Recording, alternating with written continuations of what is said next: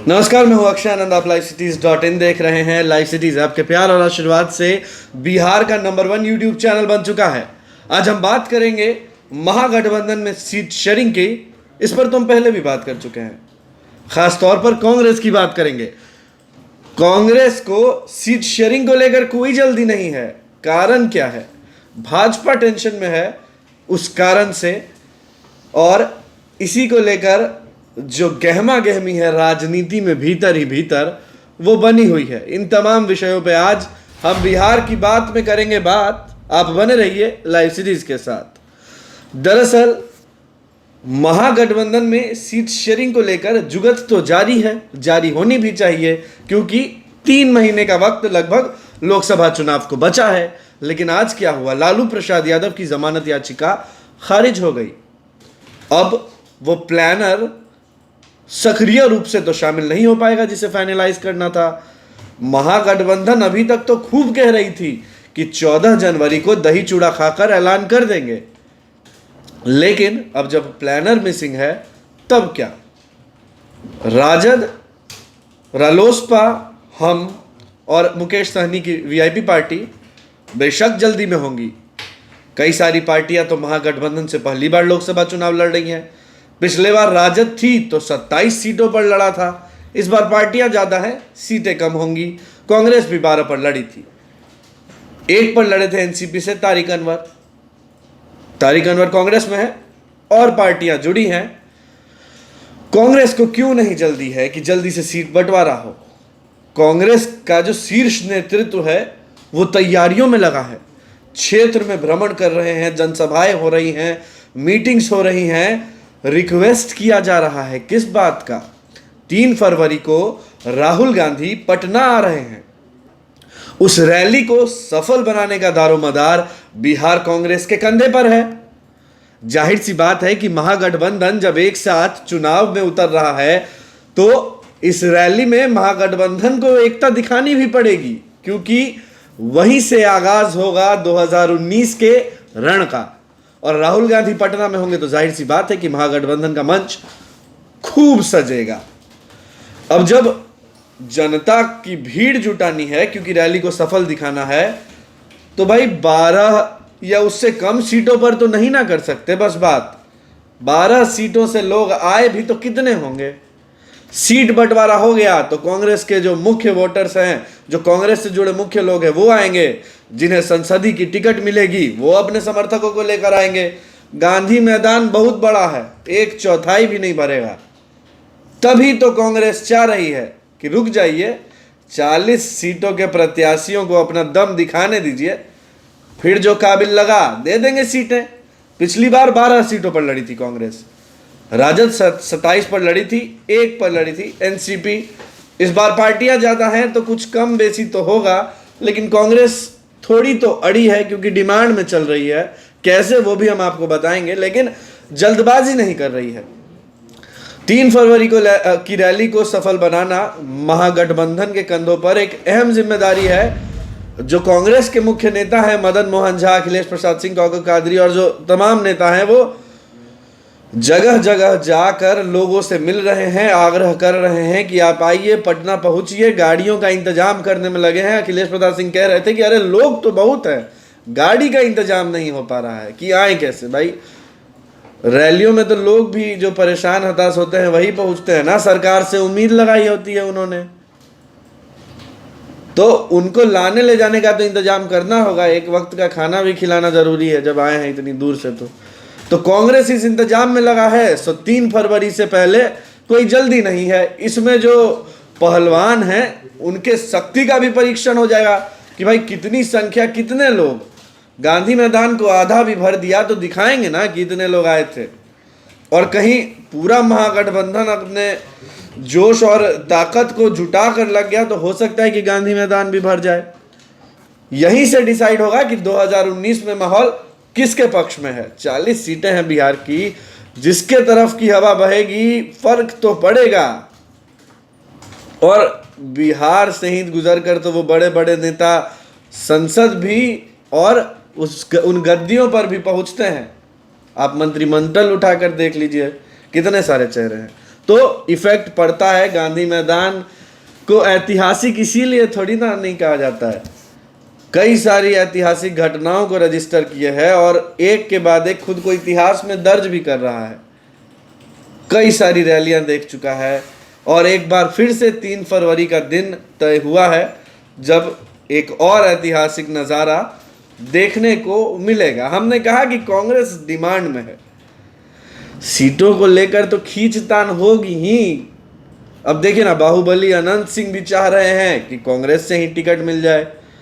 शत्रुघ्न सिन्हा के भी मीठे मीठे बोल तो आप सुन ही रहे होंगे। ट्विटर पर सबसे खूबसूरत जो अंग्रेजी के शब्द होंगे वो तक इस्तेमाल कर देते हैं कांग्रेस नेताओं के लिए। कीर्ति आज़ाद से जब भाजपा से नाराजगी हुई तो उन्हें भी कांग्रेस में ही उम्मीद दिख रही है। और तारिक अनवर जो एनसीपी छोड़े वो कांग्रेस में शामिल हो ही चुके हैं। तो 4-5 सीटें तो दिग्गज बड़े नेताओं की हमें ऐसे ही दिखती है। पप्पू यादव की भी कांग्रेस से ही बात चल रही है। अब आगे देखना है कि कांग्रेस किसे शामिल कर पाती है, क्योंकि सीटें भी तो कम है। राजद कहेगी कि हम क्षेत्रीय दल हैं, हमें ड्राइविंग सीट पर रहने दीजिए, तेजस्वी यादव ऐसा कहते भी हैं। कांग्रेस अपने तरफ से दबाव बनाएगी। इसीलिए हम कह रहे हैं कि कांग्रेस पूरे डिमांड में है। हालांकि सीटें कितनी आती हैं, कौन सी आती हैं, जैसे दरभंगा सीट को ही ले लीजिए तो उस पर मुकेश सहनी का दावा पक्का है। अब कीर्ति आज़ाद भी उसी सीट पर है। तो अगर कांग्रेस का दामन थामते हैं तो हो सकता है कि कहीं और प्लेसमेंट किया जाए, लेकिन अभी तो वो वहीं से सांसद है। तो इन चीज़ों को लेकर के खींचतान होगी, लेकिन जो पुराने नेता हैं वो कहीं ना कहीं कांग्रेस में एक उम्मीद ज़रूर देख रहे हैं। और जैसे जैसे दिन आगे बढ़ रहा है, कांग्रेस का जो खोया हुआ गौरव था वो वापस लौटता नजर आ रहा है। 3 राज्यों के चुनाव को ही देख लीजिए। राहुल गांधी के अध्यक्ष बनने के बाद यह पहली ऐसी खबर थी जो उनके पक्ष में आई। और देखिए किस तरह से राहुल गांधी का चेहरा चमक रहा था जब 3 राज्य जीतने के बाद प्रेस कॉन्फ्रेंस कर रहे थे। हालांकि 2 राज्य में हारे भी, वहां पर तो क्षेत्रीय दल जीती, इसका जिक्र नहीं हुआ। लेकिन हाँ, राहुल गांधी के बढ़ते कद को हम इस जीत से देख सकते हैं। तभी तो कांग्रेस का डिमांड भी बढ़ता नजर आ रहा है। और 3 फरवरी को जो रैली होने वाली है उसमें राहुल गांधी की ग्रैंड लॉन्चिंग के भी रूप में उसको देखा जा रहा है। अभी तो महागठबंधन के भीतर यह बहस क्लियर नहीं हुई है कि मोदी वर्सेस हु, लेकिन कांग्रेस राष्ट्रीय पार्टी है, ज्यादा सीटें लेकर आएगी तो जाहिर सी बात है कि प्रधानमंत्री का चेहरा भी कांग्रेस के ही पास होगा। हालांकि अभी बुआ और बबुआ को मनाना बाकी है। अखिलेश यादव और मायावती अलग सुर पकड़े हैं, क्योंकि उन्हें पता है कि यूपी में हम बहुत बड़े डिसाइडिंग फैक्टर हैं। चुनावों को देख लीजिए, चुनाव वोटिंग के परसेंटेज को उठाकर देख लीजिए तो हैं डिसाइडिंग फैक्टर। जिसके साथ मिलेंगे उसे जीत दिलाएंगे। यूपी में 80 सीटें हैं, बहुत मायने रखती हैं। तो उन्हें अभी उनके साथ बार्गेनिंग का दौर चल रहा है। पिछले बार यूपी के 2 लड़के तो फेल हो गए, इस बार कहीं कामयाब हो जाए, देखना है।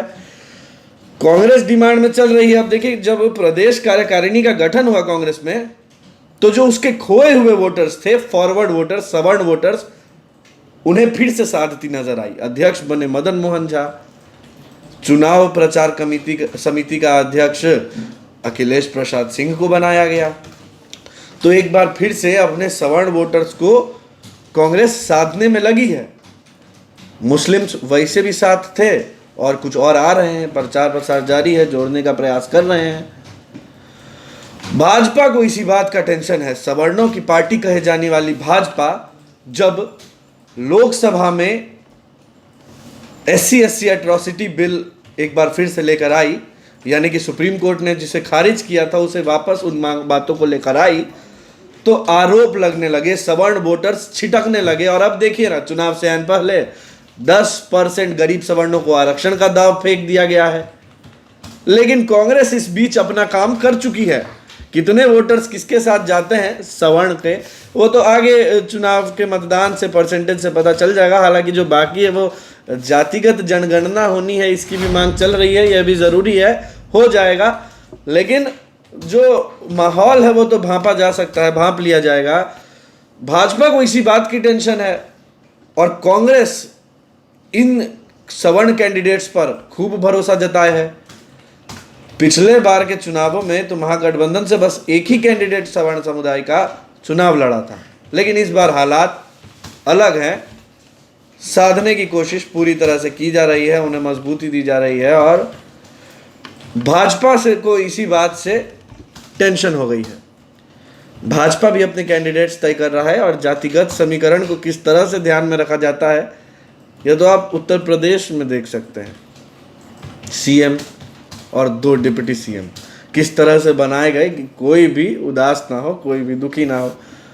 पटना में लेकर के इसको मंथन चल रही है और भाजपा की टेंशन बढ़ती नजर आ रही है। कांग्रेस भूमिहार कैंडिडेट्स पर ज़्यादा दाव खेलता नजर आ रहा है।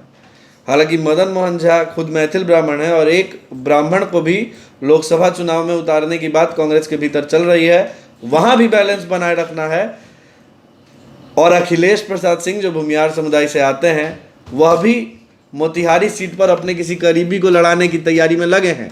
पिछले बार खुद मुजफ्फरपुर से लड़े थे और एक लौते भूमिहार कैंडिडेट थे महागठबंधन के। इस बार और भी चेहरे दिख रहे हैं। राजद भी किसी को फाइल करने के लिए तैयारी कर रही है, लेकिन कांग्रेस भी बैलेंस बनाए हुए है। और ये जो फॉरवर्ड प्रेम अचानक से झलक गया है उससे भाजपा की टेंशन तो बढ़नी लाजमी है। राजद ने लोकसभा राज्यसभा में विरोध किया है गरीब सवर्ण आरक्षण बिल का। इसको बैलेंस करने के लिए कांग्रेस डैमेज कंट्रोल करती नजर आएगी। जीतन राम मांझी, उपेंद्र कुशवाहा और मुकेश सहनी तो साथ हैं ही। हाँ, ये तीनों व्यक्ति हैं, इनकी पार्टियां हैं, लेकिन इनकी पार्टियों में इन्हीं के नाम पर ये पार्टियां चल रही हैं। हिंदुस्तानी आवाम मोर्चा, राष्ट्रीय लोक समता पार्टी और विकासशील इंसान यानी कि वीआईपी पार्टी सन ऑफ मल्ला मुकेश सहनी की। हर समीकरण को साधते हुए 3 फरवरी को होने वाली भव्य रैली की तैयारी करते हुए 10% गरीब सवर्णों को आरक्षण देने के बाद को काउंटर करते हुए दोनों गठबंधन अपने दम झोंक रहे हैं। फैसला देश की जनता के हाथों में है कि किसके पहलवान ज़्यादा मजबूत साबित होते हैं। चुनाव नज़दीक आते ही प्रचारों का सिलसिला भी शुरू होगा। एजेंडास गिनाए जाएंगे, मैनिफेस्टो निकल कर आएगा, जो वादे पूरे हुए वो बताए जाएंगे और विपक्ष वो वादों को बता रही होगी जो पूरे नहीं हुए। कुल मिलाकर राजनीति बहुत रोमांचक हो रही है और तमाम खबरों के लिए आप भी लाइव सिटीज के साथ बने रहें। फेसबुक पेज को लाइक करें, यूट्यूब चैनल को सब्सक्राइब करें, बेल आइकन भी दबाएं। और बिहार की बात में आज इतना ही। फिलहाल के लिए मुझे दीजिए इजाजत। नमस्कार।